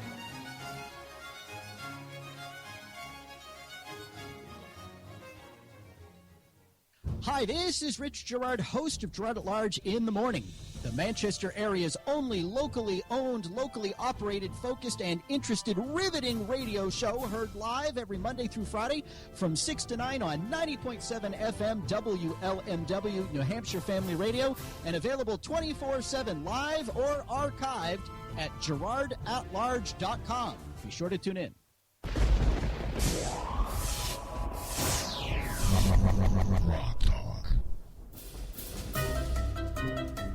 This is for Virginia Barry. You get these state school boards. Keystone Cops? State school board. It's like an appendix. You just don't need one. Anyway, please continue. Okay. We're with Jody Underwood, by the way, talking about Croydon school choice. Go ahead. Sorry. That's okay. So the final thing that Chuck Douglas points out is that Virginia Barry failed to cite RSA 194.22, which permits districts to contract with other public or non-public educational institutions and appropriate money to carry out such contracts. That's not important. Oops. Smackdown. And right? it gets worse, right? Because, there are examples all over the state, not just in state, but contracting in other states. In other states, with exactly. private schools. Exactly. And right, and she cited one law that says that we only can contract to schools that we have control. Oh yeah, except for those ones that are in other states. Right. Right? Where do these exceptions end? And 194.2 mentions high schools. It doesn't say all of the following are high schools. High schools is the middle of 3 things. And I don't remember what the first one was. The third, I could pull it up if you want, but the third one says, or other literary institutions, not public, not private, other literary institutions, and not high schools of such. Now, the only ones that are in existence within New Hampshire are what's deemed public-private academies. So they're private schools that have private boards, but they follow all of the state rules for education. They do testing and, the whole thing. I forget the quality, teachers of, I forget what it's called, where they're certified at a certain level or whatever. Highly qualified. That's the word. Yes, highly. Let's put that in quotes, please. Because I keep hearing that from my SAU that 97% of our teachers are highly qualified, and then I look at the kneecap scores. Right. And in Guilford, we are not exactly a highly qualified to do what? Well, I often wonder about that because highly qualified to be a well-paid union employee. Yeah. And that's pretty much it. I mean, we can have another whole conversation about certification and what it really does, right? But we're not going to talk about that No, here. that'll get us off a long tangent. But essentially what she's trying to do is to say, you will be absorbed into the state-level educational industrial complex. Yes. All right? Yes. And we are going to defend the union teachers by an artifact of what our ruling is. You can't be off doing your own thing. You will do as we say. This is the heavy thumb. Frog march our children through our execution monopoly. And this is a nationwide problem, one way or another, whether they misuse No Child Left Behind or any other legislation, is there's supposed to be ways for kids to get out of the public school system and take their funding with them to charter schools, to Montessori schools, to whatever, especially if it's in the interest of the child and they're going to learn better. But in reality, the school boards pretty much across the country go out of their way to make it impossible for you to escape. The children are ours. Well, and there is that entitlement mentality that I have seen and blogged about and have on video of teachers basically denigrating the parents, saying, we know what's better for your child than you do. Right. I mean, they have tipped the traditional relationship of the public servant to the public master, and you're getting a big dose of that right now at the state level. We know you could turn around, but you're not, because you're trying to say, let's keep the child first. You're doing exactly what I've been saying for years. Let the money follow the child, and let the parent be in charge of where the child goes. That's right. And that leads to the next thing I want to make sure we fit in. Now, you went out and you said, all right, hello, schools everywhere in New Hampshire. We have these students and parents who are looking for a place for their child to learn. Now, based on what I read, this had an interesting effect on tuitions in schools all around. Some schools lowered their tuitions. Newport lowered their tuition. They competed for your students. They did. That's right. Isn't that awesome? Public schools, private schools, charter schools. They said, money, students. That's right. And ka-ching, ka-ching. We want your kids. But doesn't that go against a lot of what we hear in schools where kids should not be competing against themselves? So look at the hypocrisy when it comes to not academic achievement or recreational achievement, but when it comes to money coming into the district treasury. It's all about money. It's all about money. money. There's an interesting monetary thing, which it's sort of an edge thing, but about the what's it called? The monopolist rent, right? I was going to go there. Okay, yeah. so go ahead. Well, let's start with Article 83 of the New Hampshire State Constitution. The only place that they mention public education in the whole Constitution, and you're forgetting about the lottery. There's two places. One says that lottery money will go to the school. You are right. I apologize. Yes, that's certainly lottery. Important. You got to love that. And that just displaces money, right? It doesn't. Anyway. But in Article 83, it says that the legislature and magistrate shall cherish, gotta love that word, cherish seminaries and public education, along with a number of other things. Seminaries in public schools, yes. First. Well, that's how most education started here in the U.S. We're with private religious institutions. Right. All the public schools were religious too, by the way. And the colleges, then. Harvard, That's right. Yale, all started Dartmouth. off as divinity schools. Right. Yep. What happened? Well, you know what? I had a conversation with somebody at the Institute for Justice just last week. Oh, cool. About this. I got the history. Oh, this is. She said the three words, Institute for Justice. I love that. We may need to squeeze that in. We have like 4 minutes. Oh, no. And you can stick around. I mean, the last segment's open, and we're going to talk about some gun stuff, and we want to keep talking about this. But just go ahead, and we'll get to that. I guess this is a long story. Oh, my God. It sounds like it could be. We'll have to have you back. Great. Well, so Article 83, later on, just to quickly get to it, talks about why they're in the same article, I don't know, but you can't have monopolies. public schools being like the biggest monopoly. Like that part, I just don't understand. De facto. Yeah, Ingrained. you must do it our way. Yeah, Yes. exactly. In a world where everything else is going decentralized. Yes, and there is a movement in the country, all around the country, for school choice. Vouchers is a big one, where the money really does follow the kid. It can even go to religious schools because the parents think that's best. That makes so much And that's really kind of sense. what we have here in Croydon, right? I mean, what you've uncovered, and with the sanction of the state school board up until Virginia Berry, was that, yes, you can make agreements with any school you want the way you've done it, right? Which is school choice, right? So, and I know we're short on time here. So, what's happened since this letter went to them? We have gotten no response. We specifically said, please respond to the lawyer in some way or another, but she hasn't. She's spoken with the superintendent a couple of times, and even to the union leader, and has indicated that they want to compromise with us. That they are talking to community members. Only the superintendent it's the only community member she's spoken to, as far as I know. And the they only want person we think we can manipulate. Maybe the only one who has a license is Yeah, that's right. That's right.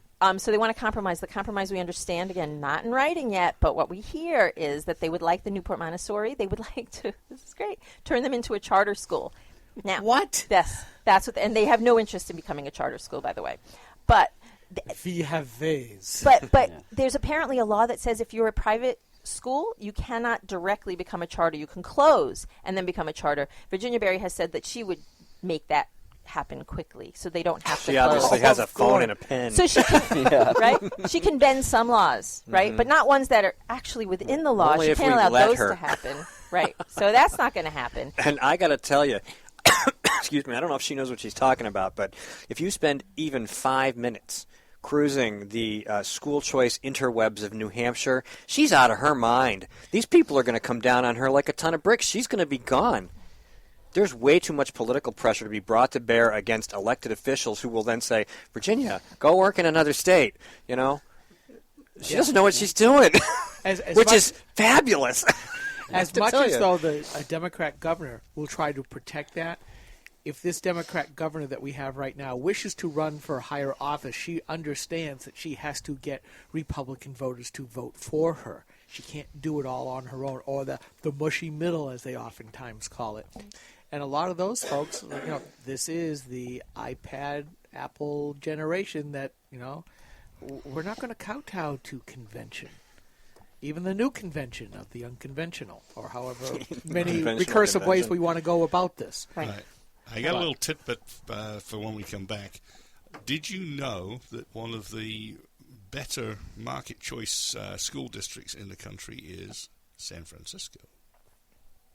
Wow, did not know that. No. Wow. Those crazy socialists. Well, they are. But not in school choice. Not in school choice. They have a base budget that covers a principal and a clerk, and they have a per student allocation. And if you attract more students, you get more money. There's no dictated staffing ratios or anything of the sort. You get paid per student, and you staff accordingly. Nice. Sort of like New Orleans.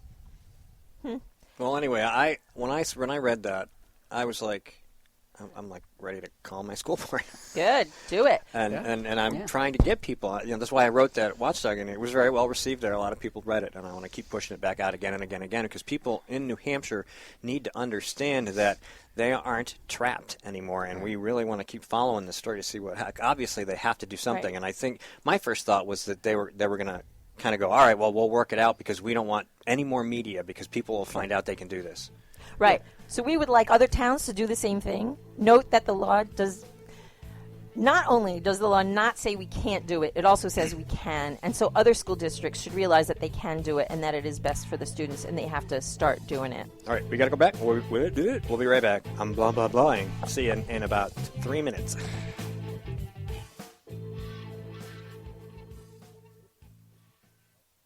New Hampshire is famous for scenic drives, but they're tough to enjoy when you're on your way to the doctor. Because Obamacare limits your choices, some will have to drive more than an hour to see a doctor. What's health insurance worth if care isn't there when you need it? Jean Shaheen voted for Obamacare, putting your doctors and hospitals further out of reach. Tell Senator Shaheen Obamacare is not working for New Hampshire. Jean Shaheen and her allies are making false claims about her record on veterans. The truth? Shaheen refused to meet with veterans pushing for reform. She wasn't on the committee that wrote the reform legislation and refused to co-sponsor important VA reforms in the VA Management Accountability Act until after the VA scandal broke. When our veterans needed her, Jean Shaheen was AWOL. Tell Jean Shaheen to stop distorting the truth and fix the VA. Hi, this is Rich Gerard, host of Gerard at Large in the Morning, the Manchester area's only locally owned, locally operated, focused, and interested, riveting radio show, heard live every Monday through Friday from 6 to 9 on 90.7 FM WLMW, New Hampshire Family Radio, and available 24/7 live or archived at gerardatlarge.com. Be sure to tune in. This is a coalition of New Hampshire taxpayers. We're located at 8 North Main in Concord, New Hampshire. This is a repository for all things conservative and municipal. So if you have a problem in your town, your school, your budget committee, the right to know law, and now the top of our list is voter fraud. If you have a tip for us, some information for us, you want to join or help us out, cnht.org.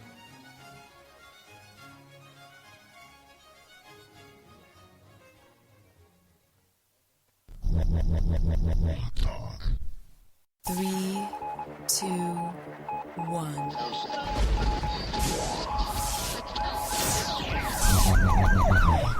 We'd like to welcome you to another edition of GrokTALK, brought to you by New Hampshire's leading conservative blog site, GraniteGrok.com. We are your feared extremist, right-wing, hard-charging, gun-toting, opinionated, outspoken, rabble-rousing, letter-writing, radio microphone-stomping conservatives and rational libertarians. So get ready for more news and opinion you could only get from GraniteGrok.com. GrokTALK. Welcome back to GrokTALK. Thank you very much to Yvonne Dean-Bailey, who was with us earlier. Susan Olsen still here. We're going to get right to her to wrap up the SB 116 chatter. Of course, Jody and Ian Underwood are here. Mike Rogers at the end of the table. Skip Murphy is Mikeless for the moment. And Jane is out in the hall there waiting to come in here. Jane Cormier. And we're going to bring her in a second. But let's get right to the SB 116 thing, because we said we would continue to have this discussion.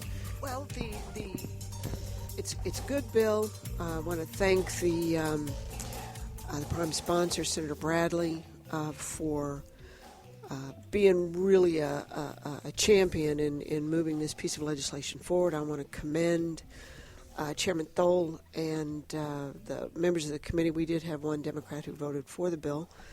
It's going to be going to the House not this coming week, but I believe the week after. And I know that the House leadership is watching this and is in support of the legislation that restores our rights and that advances the cause of women's rights to defend themselves and to be equal with bad guys. And for those of you who are interested in learning more about Senate Bill 116, it's the origins of New Hampshire's discriminatory licensing program and the fact that certain law enforcement folks are maybe not following the law. You can check in at Granite Grok. You can check in at Packing New Hampshire. There is a lot more to cover on that whole keeping a list thing. Wait. Oh, I told you it was just like Christmas last week. I know. So stand by, folks. We're going to have lots of stuff on list making and list keeping and backside kicking that will result from that. So any of those of you who've been following Senate Bill 116, I want to thank the House and Senate leadership for the good work that they've done. And the other firearms groups that we've all worked together on this to come up with a good piece of legislation. And Jody, never forget Dylan's role and the impact that it has on schools. So, guys, I'm going to run. I'm headed over to Concord Hospital to visit a mutual friend who's getting who got a knee replaced yesterday. Right. So, all right, Susan, thank you. Thank you, guys. Can you give him this? This is from Barda, from Neil and Emily. And where did that go? Let's go over this way. I'll take it. Thanks. I'm going to pass some headsets around. Are you coming over here? You going to take it? You're going to give it up for the whole segment? Ooh. Jane had a seat. This gets interesting. Just step over it. When you take the camera out, we watch his face. She does opera, not track and field. Okay. Jen Cormier is joining us. So, just to reiterate the Croydon thing, you guys look it up, Croydon, New Hampshire school choice, and there's lots of articles out, and the number is growing, and there's lots of places where you can get more information about what's going on there. So to tie those two, guns and education, together, I mean, there's sort of an interesting parallel here, right, where you look at the constitutional clause that she quoted, right, the legislature shall cherish seminaries and public schools. Whatever cherish means, it can't mean fund.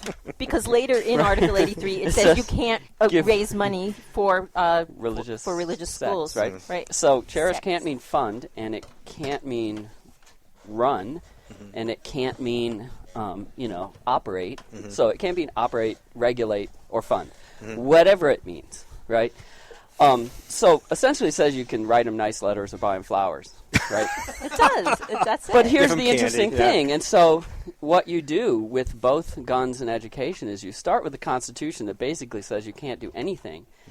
And you change that from something that says you shall not do it to an entire bureaucracy that discusses how you're going to do the thing that you're not supposed to do. And to who, when you want. Right, and that's exactly what happened with Article 2A, right? It's exactly. Just all persons have the right to keep and bear arms, and there's no room in there. And suddenly, no. Now we'll have wait, we found a proviso and exclusion and so it may be that, just like they're going for constitutional carry, which, I mean, I would argue isn't really, but maybe what we should be doing is pushing for constitutional education. Yes. Which is to say, get constitutional learning. The hell out of it. What a great idea. Great. Hi. Hi. How you doing? I'm good. How are you? I haven't seen you for like 2 weeks. I know. What brings you to our bivouac? Well, many things. I mean, New Hampshire Right to Life is getting busy these days. Good. I have to say. It's a good thing. And we have a lot of events coming up, and we have a brand new initiative that I'm starting to put out, and we're taking appointments to go on the road and talk about it. So thought it might be a good thing to come in and discuss a little bit today. Sure. Absolutely, Anna, because the last time you were here, we talked about a program where you were talking about counties and things, and so it's nice to see. I mean, I was familiar with New Hampshire Right to Life. I know people who've been in New Hampshire Right to Life, people who've run it, but I mean, as far as day-to-day operations and tactics and all those things, I know you, and you're down the hall now, and so it's like I don't know what they used to do, right? But it's exciting to hear. It's very exciting because they've been very I don't want to say quiet, that's not the right word, but they've worked behind the scenes, docile, getting things done. I don't know about docile. I mean, you know what? Just do subtle. Perhaps subtle's the better word, right? They're right out there doing the marches in front of abortion clinics and doing the hard stuff. But we have the CHAMP program, which you talked about, Changing Hearts and Minds Project. Yes. Is now in its first tier, which is, as you said, getting county people involved. Two people from each county. Second tier will be that those two people that we'll work with will enlarge their groups to grow those communities. And then the third tier is to grow CHAMPs to New England, not just a New Hampshire endeavor. So it's a 3-tiered program, and we're just getting it rolling, and we're having a lot of really good stuff happen with it. So I just wanted to remind folks that we have our first open house in the new space on May 2nd, and that's right here at 8 North Main Street. So 9 to 11, they can come in and they can see what New Hampshire Right to Life is all about and see some of our upcoming programs and grab information. Cool. Which is always a good thing. Now, recently there was a vote in the House on the buffer zone bill. Yes. Repealing the buffer zone bill, and I wrote about that. And we will be posting the list of the people who are supporting the unconstitutional buffer zone bill at some point. But is that moving to the Senate now? Is that? I don't remember where it was. I think it is. I think it hasn't come up to. It hasn't given us a date for the vote. Right. But it's going to hit, and I think that the talk behind the scenes is that Senator Bradley and Senator Stiles are the two that we should contact, since they're the original sponsors of the bill. As was Morse, but he's retired. So. Well, Odell. Odell, I'm sorry. I'm sorry, Morse. Yeah, Morse is still here. He's still here. But yes, so the big thing is not only, you don't even have to go to the Life topic. No, it's unconstitutional. It's unconstitutional, and it's bad legislation in that we know that the Supreme Court has already said this is unconstitutional. So what's going to happen? They're going to put it in, keep it on the books, so that we can have another huge lawsuit and throw another $1 million down at least. At least. Massachusetts spent $1.27 million just covering defense costs, not what they spent to go to the Supreme Court, just crazy. what the defense spent. So you might as well double it at least. And they're inefficient, so probably triple. I don't know what they wasted. I don't have those numbers, but $1.27 million in taxpayer dollars in Massachusetts, and that was when I wrote about it at watch.org. I mean, I talked about the particulars, but I'm like, look, even if you take it to the Supreme Court, it's going to get shot down. Right. So what is the point in wasting all of our freaking money? Ideology. Right. What do they gain, though? I was trying to figure out if there was some other angle here that would make it worthwhile. No. And apparently, it's just ideology. Yeah. They just don't want to go there, and so that they're going to fight what should be banned. Take it off the books. We have also, don't forget, Senate Bill 40, very important. For those of us last session that supported Representative Rideout's bill for fetal homicide, having gone through that process with Rep. Rideout, I mean, you have to have no heart to hear what's his interesting story. is that, based on the numbers that I've seen, most people support his bill. Absolutely. I mean, if you talk to people all across America and say, pregnant woman, she's looking forward to having her baby, somebody assaults her in some way and kills the child, do you think that somebody should be punished for that? The general consensus is yes. Right. There's always going to be people who will say, well, what were the circumstances, da-da-da-da-da. But, along with young people being less in favor of abortion in the last 10 or 15 years. And people are not talking about that near enough, but we are seeing a huge change in numbers. It's very interesting to see the statistics. It is interesting. But interesting also to note that HB 323 was the fetal homicide bill that went through the House and passed the House, right? So now we have Senate Bill 40, which is another Bradley bill, supported bill, and Guts, HB 323, with the most bizarre language you've ever heard. Even if you're a hardcore life person and you're looking at it, I mean, it uses terminology that's really strange. Now they're going to talk about viability, which of course is just a great way to kick it out the back door because nobody can say what's viable, right? So we have an amendment that's including your political career. Well, yeah, exactly, huh? There is an amendment that is on its way to Senate Bill 40, and New Hampshire Right to Life has been sending out a lot of notices about it to talk to the senators to say that they need to support the amendment, which puts back in the language that the New Hampshire House passed for the Leon Rideout bill. So SB 40 should be the same bill as HB 323. Put the language back in. Stop playing with semantics and do the right thing and offer a fetal homicide bill. What, like 48 other states or something like that in this country? Is New 57. Hampshire? Well, whatever it is. It's ridiculous. We're one of three. One of three that states doesn't have it, and that's not a good thing. So that one we've been working on. Even crazy liberal states have it. So absolutely. It's just something people are comfortable with. Yeah. I mean, wasn't it his daughter that lost Leon's? I think Leon's daughter, 7.5 months. Lost her baby. Somebody ran a stop sign at a high rate of speed, put her in the hospital for a number of weeks. The baby was born, but then died very shortly after. And the man walked away scot-free. There's no entity for that baby. And because there's no legal entity for that baby, there is nothing legally that can be done. And the New Hampshire court actually came back after that. While the first case was being lit, we were in the House last term talking about this. The judge that was discussing this case said that it's incumbent upon the legislator to put this on the books. Put fetal homicide on the books and the judge came out and said there's nothing we can do with it. We would want to give justice to these families that lost one of their family members. And the judge in the buffer zone case. Yes, he's holding it. He's holding the lawsuit until after he said this is the legislature's job. Their job is to write the law or to unwrite this law, however you want to say it. Right. And based on the information available. So the Supreme Court says it's unconstitutional. You pass this law, it's on the books. somebody has filed suit against you saying it's unconstitutional based on the Supreme Court decision and the Massachusetts law. Now, let's wait for the legislature to fix it. Right. And they're not going to. Well, we know that the judge, here's something that I learned last night at a meeting.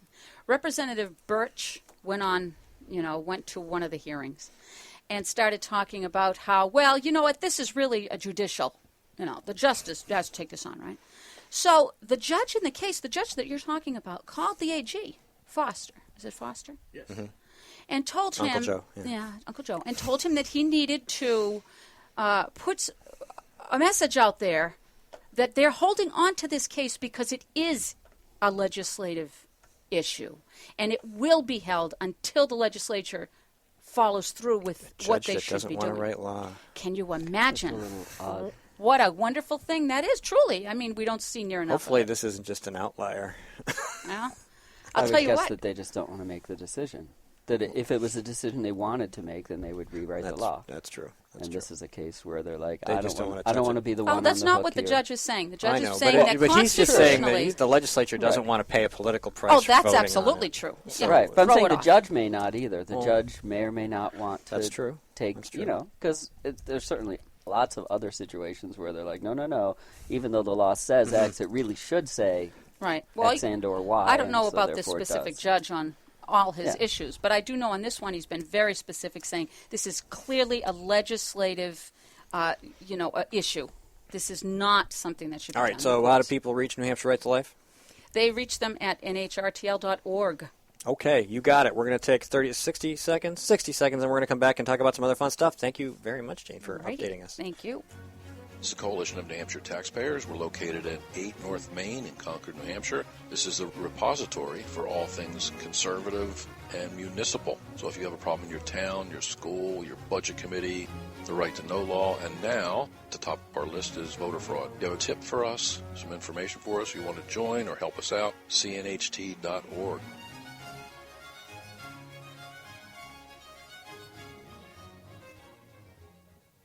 Hi, this is Rich Gerard, host of Gerard at Large in the Morning, the Manchester area's only locally owned, locally operated, focused, and interested, riveting radio show, heard live every Monday through Friday from 6 to 9 on 90.7 FM WLMW New Hampshire Family Radio, and available 24/7 live or archived at gerardatlarge.com. Be sure to tune in. Rock Talk. All right, we're back, and I'm not playing any music. What's wrong with me? No, I don't want to play that music. I want to play this music. There we go. See, I had a problem with which music I wanted to play. Anyway, welcome back. Quick correction, the Leon Rideout fetal homicide bill's HB 560. Jane straightened us out while we were on the break. SB 40 is a Senate bill that we got that right. So, but we're going to move on to move back to another subject. The buffer zone bill was passed last year, 25-foot no speech zone around, well, basically no anti-abortion speech anywhere near abortion clinics. In Concord specifically, mostly is what they wanted, but at any health clinic in the state, they said Manchester that especially. you couldn't have anybody talking against abortion in this 25-foot space. That's not what they said, but that's what it meant. Yeah. So it's basically the same as the Massachusetts law that got overturned, and then this year they created a bill to repeal that law so that it would no longer be enforced because there is a lawsuit in process. So, back to you. Okay. So back to education. Yes, please. So I want to say that we've received every email I've received, whether in Facebook or in email, has been in support of what we're doing. You would expect that if people were against it, they would be emailing me, but I haven't heard it. Some people in my town think that public money should be used for public schools only, but they can't really articulate why, because they think it's fair. And I was like, well, what could be less fair than only limiting poor people to go to private schools? Like that, I don't understand, this equity issue. Did I make sense? That was backwards, but we know what you meant. I said it wrong. Sorry. It's okay. What would be? I mean, you want everybody, especially the underprivileged, to have the best possible opportunity to obtain an education which would make them privileged and not under. Exactly. Exactly, and that's what you saw, what you've seen everywhere. Minorities, by and large, care about their kids' education. There's the ones, the ghetto folks that seem to be just government dependents and don't care. But by and large, you say there's going to be a charter school, and the black moms are lined up around the block to get their kids in. So they care, and they should, and we should make it easier, not harder. Right, and this isn't even a race issue; it's a class issue. It is the working class or in some cases dependent class that can't afford to get their kids into a good school.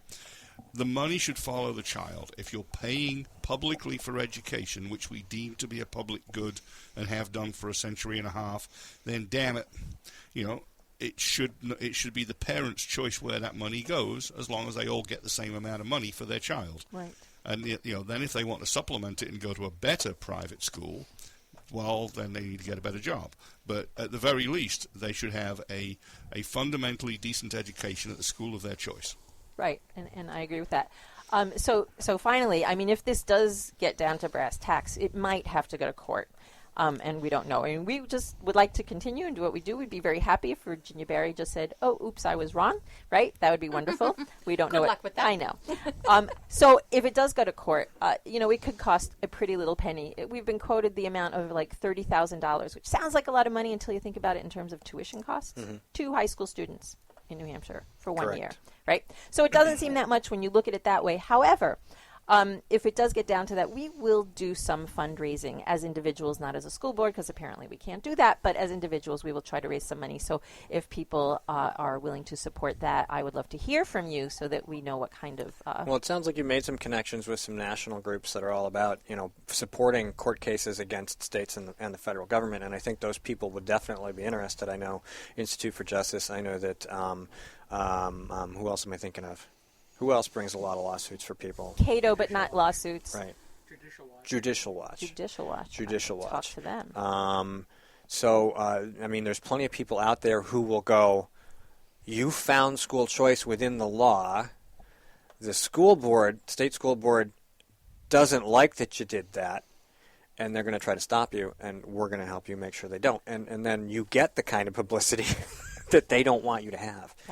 Hopefully it doesn't come to that. I mean, if they back down, which they should, and Chuck Douglas wrote a letter. It's a very simple letter. It says, look, this is what it says. and to his credit, too, he charged us very little money for doing that. It was like, you're a small town. This is an important issue. How about we do it for this? And it was like, we can do that. No problem. Yep, and he's the guy. Institute for Justice is a little afraid of representing a school district because we can change who's on the board. And they've had this happen 3 times, that the board changed over the years, and suddenly they weren't supporting the issue anymore. And that could happen. So that puts them in a funny position. They're willing to support us by talk and research and that kind of thing, but not necessarily going to court. Chuck Douglas is unless you declare martial law in Croydon and suspend elections. Right. So Institute for Justice is about the individuals. Go ahead. FIRE, and I can't remember what the acronym is. I know you FIRE. FIRE. Yeah. Is another big group. They're more for colleges and universities, but they will. Okay, I will contact these 2 places. I mean, let's hope it doesn't have to get there, right? But if it does, it would be good to have some. I know the acronym of which you speak. I'm going to look it up. Yeah, because it's on the tip of my tongue, and I even know the guy who started it, and I can't remember his name either. But they go after like nutty professors at universities, and the crazy, the Christian group has to accept atheist stuff. And it's more about free speech. Right, it's definitely about free speech, and that's really what they're thinking. But they're plugged in, and they could certainly point to people if they weren't interested in it, and it is an important issue. I mean, you've got a voucher system built in. Well, I mean, there's a lot of, if nothing else, if you want people to go out and actually read the law, because there's a lot of fun to be had reading the law here. There are just a few things like, I think it's RSA 198, I'm not sure which, but it actually, unbelievably, the legislature says, we declare that from now on the cost of an opportunity to get an adequate education is around $3,500. It's actually in the law. It's in the RSA. Just, so you look at those people, it's like, these people, I mean, first of all, who says the cost from now on shall be anything for anything? But just to put that there, and then you ask, well, okay, so $3,500 is for education. Where's the rest going? Daycare? And so there's some, and also the fact that they talk about the opportunity and the RSA that Jody cited about you can contract with another literary institution. So the really hardcore fallback position, and this is why I come here to make her look like the moderate, my fallback position would be, here's the deal. We're going to give you $3,500 and a library card, and you can go over to Newport Library and get an education. Mm-hmm. You know? Well, you know, you used to, when you studied to be a lawyer, you would go read the law. Yes. That's what you would do. Yeah. You would go to the library and read the law, and then you would take the test. And Right. if you needed help, you'd go ask somebody like your Yeah. buddy who's read the law and say, what do you think? Or you'd go talk to a judge. You would apprentice, yeah. Yeah. You would go, or it's the same thing to become a doctor. You know, you one wouldn't time. spend You would- $6,000 million to go to law school and learn how to be a liberal lawyer. Or You even just then, you learn know, how to just ask a question. You look at, again, nobody does the math, right? Mm-hmm. And so you look at, say, a kid pays $16,000 to go to school. And say he takes 8 courses, which is probably more than he actually takes. And so that's $2,000 per course. So you got this one kid sitting in, say, an American history course, and he's paying $2,000. And there's 19 other kids. Well, not he, paying. right? But the taxes are paying Right. for him. Right. Yep. That's the cost of it. And then there's 19 other kids in there all paying $2,000. So we're talking about $40,000, right? For one class. For one class for 1 year. And it's like In a you could go non-performing to the public school. teaching company and get a $70 course taught by like the best history teacher in the world. And kids could listen to the lecture several times, and they could share it and use it for several years, you know. And so you're talking about over the course of, say, 5 years, you're talking about saving the town, you know, $200,000 on that one class. And so at some point, somebody has to ask these questions, like, why are we paying $200,000 for what we could get for $70? What freaks me out is you look at the pie chart for the cost of education, like in Merrimack, our town election is next Tuesday. So they sent out the little chart, and it has the percentages of what everything is spent on and the total budget, and it's like $14,700 per student, K through 12. You know, total enrollment divided by the budget, and 70% is payroll and benefits. Yeah, 70%. Oh, yeah. 70%. The rest of it is other stuff, and somewhere in there they're teaching children how to do things. Yeah. You know? That's right. They actually gave out that pie chart? Oh, yeah. Holy. Yeah, They it was probably amazing. have And to, people aren't yeah. burning down buildings. There's no marching in the streets. Right. Storekeepers aren't going, they took all my stuff. You know, they're not. It's just People not happening. like to ignore what doesn't support their perspective, and so they just simply ignore it. Anytime that you've been part of the budget process, you automatically understand that the biggest part of any municipal or school budget is the labor, 65 to 70%. So when you said that number, it's like I'm nonplussed. Well, It is what it is because it's such an ossified institution, as you were talking about, using other means to do this layers. stuff. It's the administrative layers that get ridiculous. You know what you do? I found it, and it worked for me after I asked the question for 2 years in a row, then it started to take effect. What is your ratio of direct to indirect labor? Sure. And they go, it's like, what do you mean by that? Now, I come from a manufacturing background. All managers know what that is off the top of their heads. They don't even have to look it up. It's such a concept in the schools, and you go, what is your cost? And they start talking about head counts. No, what is your cost? No, don't tell me you can't. That these are splitting and you can't do it. You're fumbling, and call them out on it. And this is how you get that down. And our school district has lost five administrators. This has potential to really change the way we talk about education in New Hampshire. And your example with the online course, I mean, really, people are talking about budgets and money, and where's all this money going? Well, it's all going into schools, right? And there's a ton of money sitting there that could be used for other things, like, say, roads. Yeah. Just as an example, because it's a popular subject. And here's, to take exactly from what you just said, there's an interesting question is, even if you look at the labor costs, and you say, okay, I got a school, it's running, everything's good, I send one more kid. What is the marginal cost of that kid? It's close to nothing, and yet, that's another $15,000 that goes to school. Where's that money go? What's happening to that? There's a lot of conversations another we friend can have of about another that. union member. You know, I mean, I was just like, really? Because if you're running something for profit, you're like, look, I invested all this stuff, and now each additional kid, I get to keep the money, but that's not what's going on here. Where does that money go? And that's why labor and pensions should be reformed. We are GrokTALK. We are done. We will be back next week. And tell me when you're going to take your headset off so I can turn your mic off. Thank you. All right. Thanks so much, everybody, for coming in. We will be back next week with more guests, more news, more politics, and more GrokTALK. Yeah, baby. When asked whether she still supports Obamacare, Senator Jean Shaheen said, "Yes, I do continue to support the law. We're beginning to see some positive results. How can Senator Shaheen say we're seeing positive results when 22,000 of our neighbors have already lost their health insurance? What's worse, the Boston Globe reports the state's only health insurance provider radically reduced the number of hospitals in their network, forcing some people to drive over an hour for lab work, even when there's a hospital within a few miles of their home. When pressed about lack of access, Shaheen said, there are some hospitals that are not covered, unfortunately, and I certainly hope that's going to change. Jean Shaheen promised us we could keep our doctors and our health care coverage. Now she hopes we can get to a local hospital? Call Senator Shaheen at 603-647-7500. Tell her we need more than hope. We need leadership. Paid for by Citizens for a Strong New Hampshire. Senator Jean Shaheen said, if you like your current health plan, you can keep it. That's not true, Senator. 22,000 New Hampshire citizens have been kicked off their insurance plans. Hospitals in Rochester, Concord, and Portsmouth, they aren't allowed to provide care under the exchange. Senator, you were wrong in your comments. You should apologize for your misleading remarks. I'm calling Senator Shaheen at 750-3004 and telling her I want my doctor back. You should too. Paid for by saberpac.org, not authorized by any candidate or candidate committee.